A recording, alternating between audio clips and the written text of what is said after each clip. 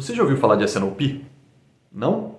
Mas você já ouviu falar certamente de perder venda, de ter estoque demais, de correria para conseguir atender um pedido, não ouviu? Então você já ouviu de todos os problemas que o S&OP resolve, você só não conhece a solução ainda. Meu nome é Diego de Souza, eu sou CEO da Planera e hoje eu queria te contar um pouco sobre como que esse processo chamado S&OP ajuda as empresas a perder menos vendas, ter menos estoque e conseguir ter uma cadeia de suprimentos mais eficiente. Beleza, então o que é S&OP? Vamos começar pela sigla. S, Sales, O, Operations, P, Planning.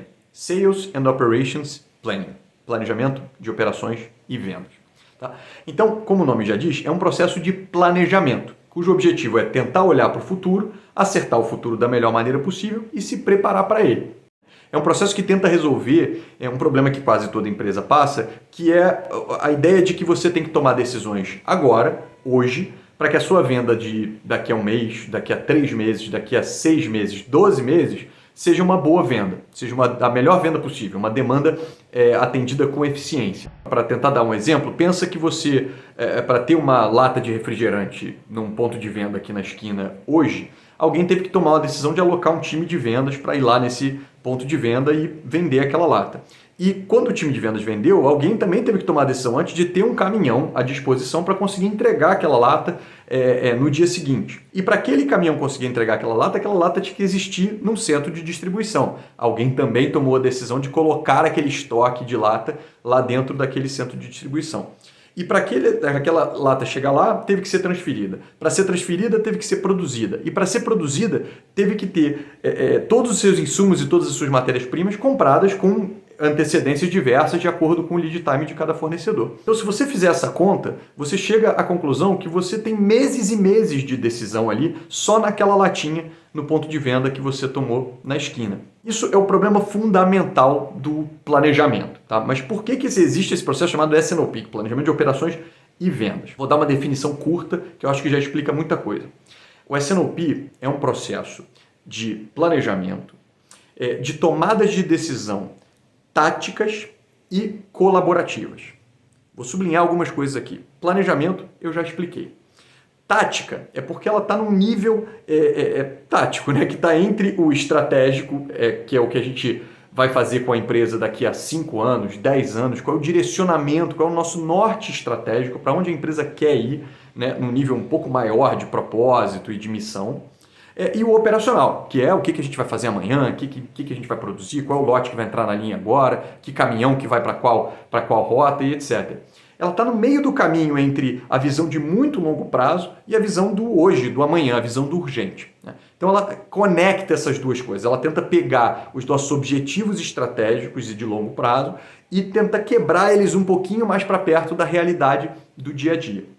Geralmente é aquela tomada de decisão na camada gerencial das empresas. E por que é colaborativo?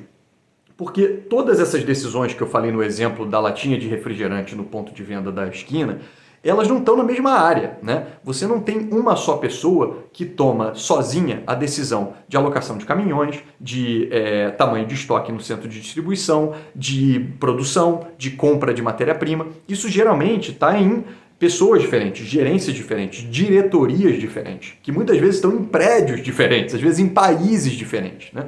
Então, como é que a gente garante que esse pessoal todo, tomando decisões e olhando para a tarefa que tem, tentando tomar a melhor decisão possível, como é que a gente garante que esse pessoal todo está remando na mesma direção? Né? Se os remadores da canoa não se veem, não se conversam, como é que eles vão saber qual é a hora de remar e para qual direção? Então, daí que vem o colaborativo disso tudo. É um processo que tenta tomar decisões desse futuro, horizonte tático, mês que vem, 3 meses, 6 meses, 18, 24 meses geralmente, está ali o horizonte em que que esse processo olha, e numa camada mais gerencial, mas obviamente alinhado com a camada de diretoria, alinhado com a camada de execução, tomar essas decisões de qual jogo a gente vai jogar nos próximos meses. Legal, esse é o conceito. Mas por que isso tem que ser um processo? Ou seja, por que tem que ser uma coisa rotineira, com atividades ali conectadas, com papéis, responsabilidades, indicadores para medir? Porque, como eu falei mais cedo, envolve muita gente. E essa tomada de decisão não é trivial, né? Nem sempre você consegue, só numa conta de papel de pão, saber quanto você vai vender nos próximos meses, quanto você vai ter que produzir, quanto você vai ter que comprar, quanto você vai ter que ter de capacidade logística. Muitas vezes requer análise. E também muitas vezes requer uma análise sequencial, em que alguém tem que fazer um trabalho, por exemplo, geralmente o primeiro trabalho é planejamento de demanda, né? Quanto a gente vai vender, para depois alguém pensar na capacidade logística, para depois alguém pensar na capacidade de produção e transferência e alocação para os CDs, para depois alguém pensar na compra de matéria-prima. Para a gente conseguir conectar isso tudo, a gente precisa de um processo, uma sequência de atividades que vai falando, ó, passei a bola para você, agora você faz essa análise e depois dessa análise eu vou entregar tal bola para outra pessoa e o bastão vai sendo passado e a decisão se forma à medida que esse processo vai andando. E a ideia de ser um processo permite que a gente tome a decisão de forma estruturada e máximo possível baseada em fatos e dados. A gente consegue garantir que todo mundo olhou o seu pedacinho do problema com o mesmo fluxo de informação, com o mesmo fio comum que conecta todo mundo e que no final a gente tenha a melhor tomada de decisão possível. E isso também evita, o fato da gente conectar essas áreas todas num só processo, evita o famoso planejamento em silos, né? Você talvez já tenha ouvido falar disso, que é a ideia de cada área planejar o seu, mas sem necessariamente estar olhando para o colega do lado e vendo o que ele está pensando em fazer. Muitas vezes esses planejamentos, essa mentalidade em silos, acaba trazendo conflitos, né? Você rema para um lado, seu colega do lado rema para o outro, e aí acaba que no fim do dia a empresa que perde, todo mundo sai perdendo. E é importante também frisar que, como qualquer processo, tem que ser medido. Então tem todo um conjunto de indicadores que servem para a gente medir justamente essas decisões que geralmente são tomadas no S&OP. A gente tem um vídeo só sobre isso, a gente vai deixar o link aqui na descrição, para caso vocês queiram se aprofundar um pouquinho nesse assunto de indicadores. Legal, então agora você entendeu o que é S&OP.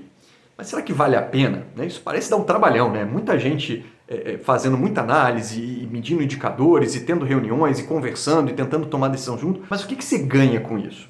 E é importante para qualquer pessoa que está pensando em colocar um S&OP na sua empresa ou começar a trabalhar com isso, saber exatamente quais são os benefícios. Porque só assim você vende a ideia de que, olha, a gente vai ter esse trabalhão todo, mas no fim do dia isso se paga. E geralmente os ganhos vêm em 3 grandes categorias. Diminuição da perda de vendas, ou seja, a gente deixa de deixar dinheiro na mesa porque não tem o produto certo no lugar certo para o cliente.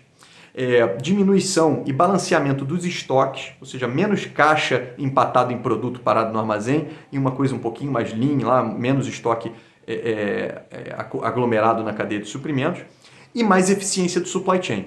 Você tem menos setups na sua linha de produção, você consegue planejar sua capacidade logística melhor, você consegue até planejar conjunto com os seus fornecedores e garantir que eles tenham mais eficiência e possam te repassar isso na forma de melhores preços. Tem uma série de ganhos nessa categoria de supply chain, mas o grosso do que você ganha é isso, menos perda de vendas, menos estoque e mais eficiência na cadeia. Então, para concluir, gente, o processo de S&OP existe desde a década de 80. Ele já existe aí para mais de 40 anos. Obviamente vem se aperfeiçoando, ganha alguns outros nomes, SIOP, que bota o I de Inventory, IBP, que é Integrated Business Planning, que é uma espécie de evolução do S&OP com um papel mais de protagonismo do financeiro, mas antigamente a gente chamava isso de S&OP nível 4 ou S&OP integrado com o financeiro, enfim. Essa disciplina de como planejar, olhar para o futuro juntos e remar o barco na mesma direção não é novidade. Isso está aí desde os anos 90, 80, final dos 80 para 90, e quase todas as grandes empresas líderes de mercado têm alguma versão desse tipo de processo.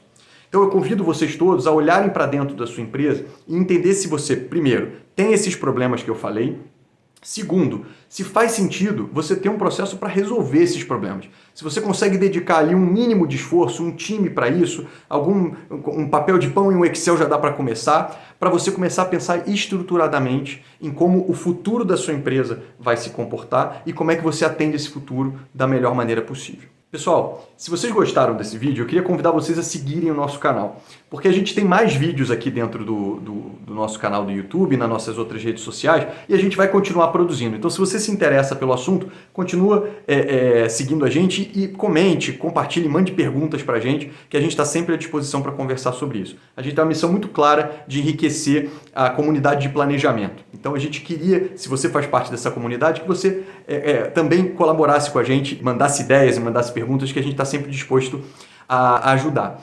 Sigam a gente também na página do LinkedIn, que é onde a gente costuma postar as novidades. A gente tem um blog também onde a gente escreve sobre isso. Além desses vídeos, a gente também escreve artigos. Você pode entrar lá no nosso blog.planera.com, assinar a newsletter e sempre receber os artigos. Enfim, a gente tem vários canais de alimentação sobre esse assunto. É só o que a gente faz da vida, é o nosso assunto favorito e a gente gostaria muito que vocês seguissem a gente. Um abraço e até a próxima.